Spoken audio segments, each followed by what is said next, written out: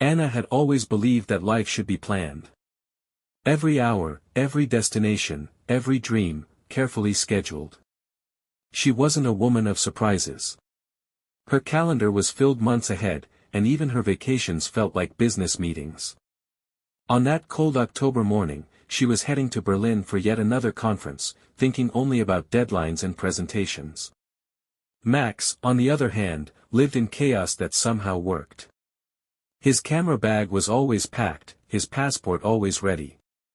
He was flying to Lisbon, chasing sunlight and stories for his travel blog. For him, airports were not places of order, but of possibility.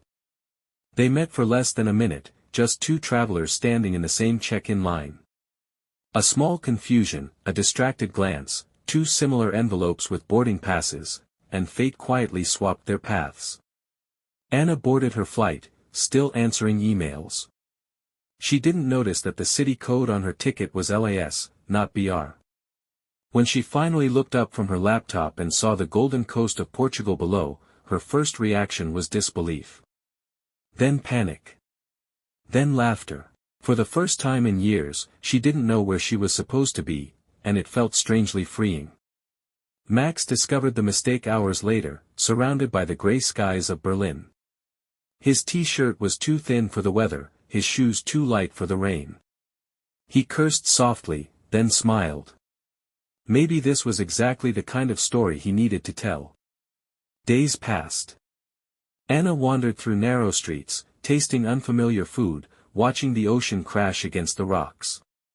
She sent an email to the stranger whose ticket she had, half apology, half curiosity. Max replied from a Berlin cafe, describing how the drizzle painted the old buildings silver. They began exchanging stories, her sunsets for his rain, her sea breeze for his autumn chill. Their words carried warmth, something beyond mere coincidence. Every night, Anna checked her inbox before bed, waiting for his messages. She started taking photos just for him, reflections in cafe windows, footprints on sand, a sketch of his name in her notebook.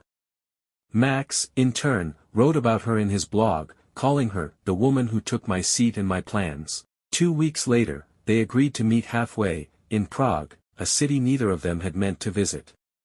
When Anna saw him waiting by the Charles Bridge, camera in hand and that same amused smile, she realized how right the mistake had been. They walked the cobblestone streets, sharing stories that now belonged to both of them. No plans, no deadlines, just the feeling that every wrong turn might be the right one. Months later, their friends would still ask how they met. Anna always smiled and said, "by accident." But deep inside, she knew that life had simply decided to give her a ticket, not to a city, but to a new beginning. And sometimes, she thought, the best journeys are the ones you never meant to take.